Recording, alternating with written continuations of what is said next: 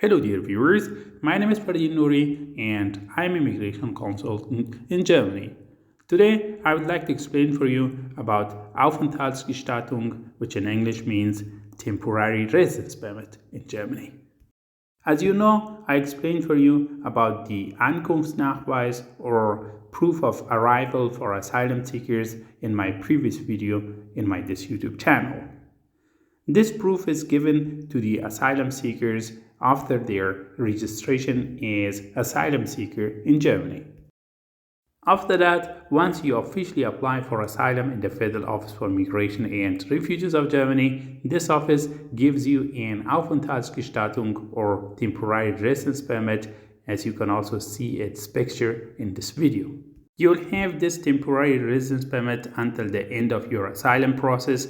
It also means that even if your asylum case is rejected by the Federal Office for Migration and Refugees of Germany and you complain against this decision in your relevant administrative court, or you make a follow-up asylum application or Asylfolgeantrag, you will have the same temporary residence permit extended for you or reissued for you.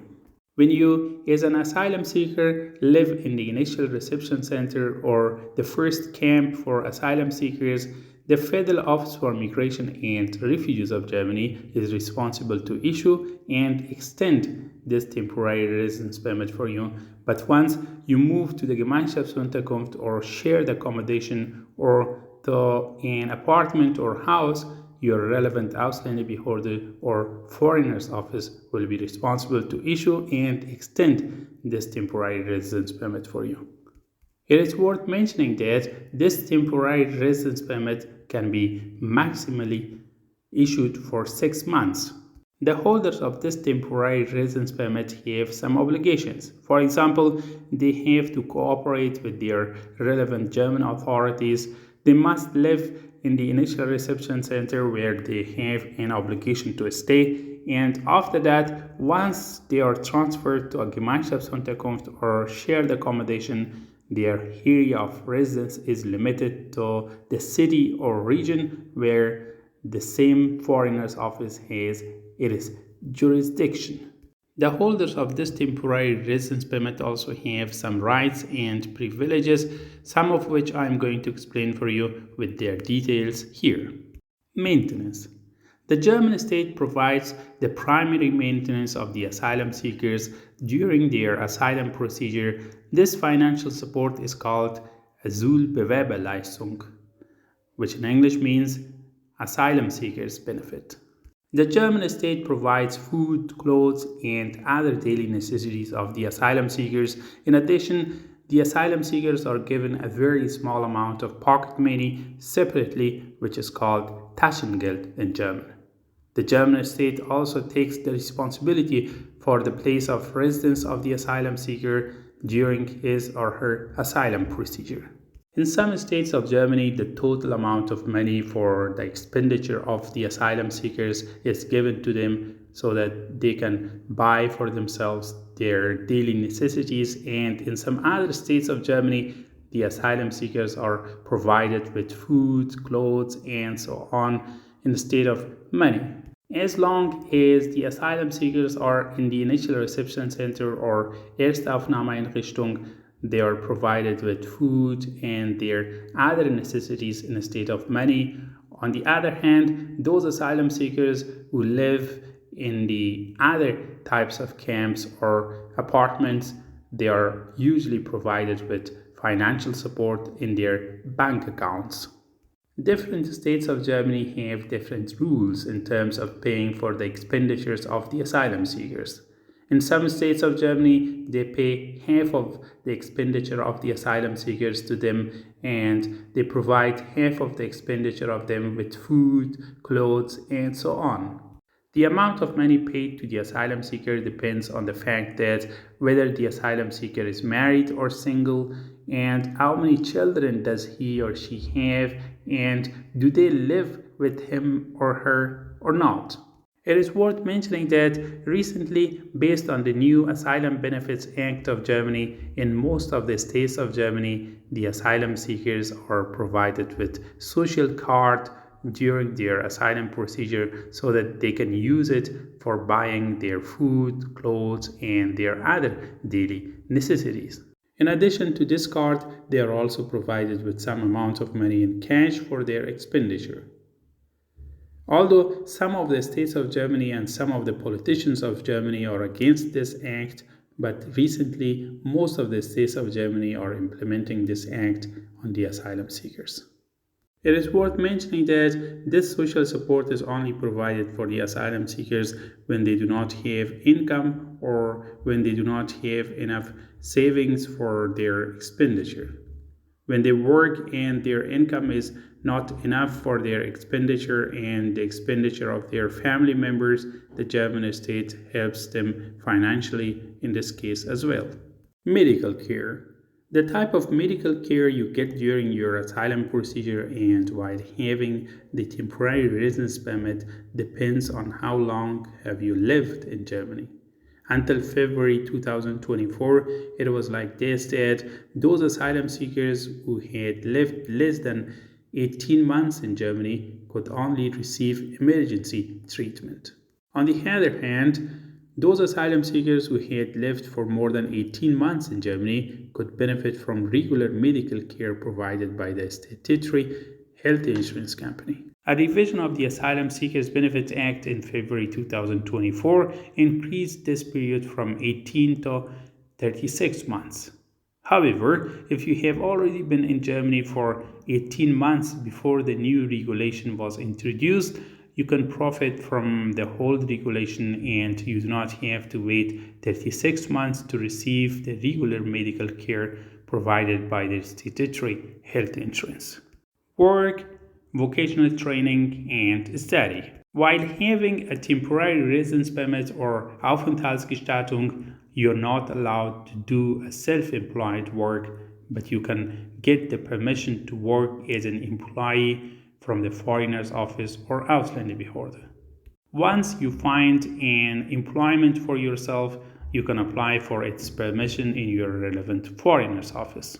It is worth mentioning that I have made a special video about the fact that how you can get the permission for an employment from the Foreigner's Office during your asylum procedure, and I have uploaded this video in my YouTube channel. You can find its link under this video in its description part. If you're interested in it, you can click on this link and watch it. As an asylum seeker, you have the permission to study in Germany. In addition, you're also allowed to do a school-based vocational training. However, in order to take part in a dual vocational training, you need a work permit from your relevant Foreigner's Office. Nevertheless, it is recommendable that you inform your relevant Foreigner's Office about your school-based vocational training, because if you get a rejection for your asylum application from the Federal Office for Migration and Refugees of Germany, you can apply for an Ausbildungsduldung and get it easily. It is worth mentioning that I will make some videos about the vocational training and its types and how you can find and apply for them in Germany, and will upload them in my YouTube channel soon. I have already made a video about the Ausbildungsduldung and have published it in my YouTube channel. I'll put its link for you in the description part of this video below. Kindergarten and school for children. As an asylum seeker, you can send your children to a kindergarten or to a school in Germany. It is worth mentioning that the school is compulsory on children above 6 years of age in Germany. German integration courses.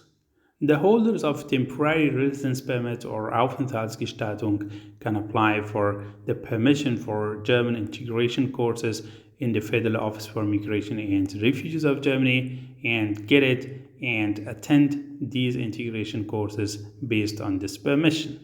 Travel. In the first 3 months after applying for asylum, while you're living in the initial reception center, you're not allowed to travel inside Germany, which means that during this period of time, you're not allowed to travel from the city where you live to the other cities of Germany. This regulation is called Residenzpflicht in German language. During this period of time, to be able to travel to the other cities of Germany, you have to get the official permission of your relevant foreigner's office.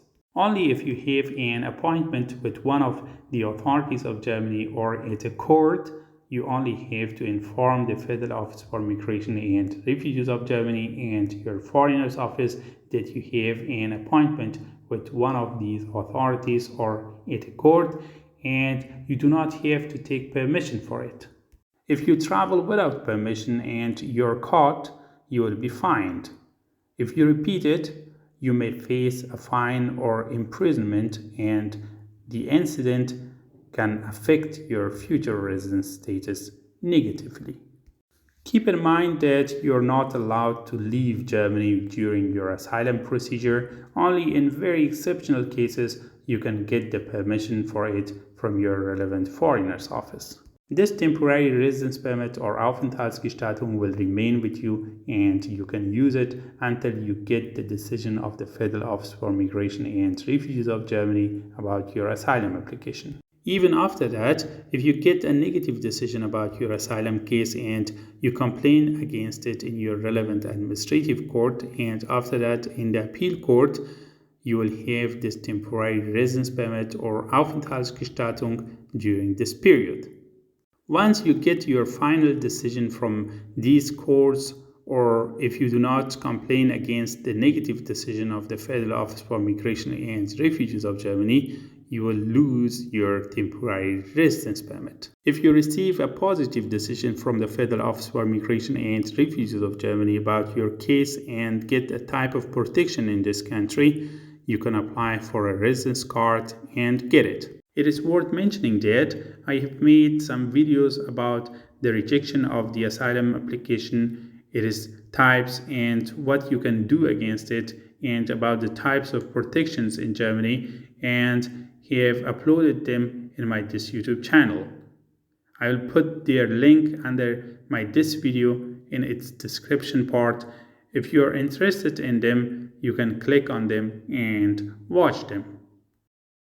Thanks a lot for watching my video. If you would like to get similar important information about the immigration laws in Germany, your rights and duties in German society, the living conditions in Germany, and other such important topics, please subscribe and follow our channel. If you have any questions or remarks about today's topic, you can write it under this video and I will be more than happy to answer it for you.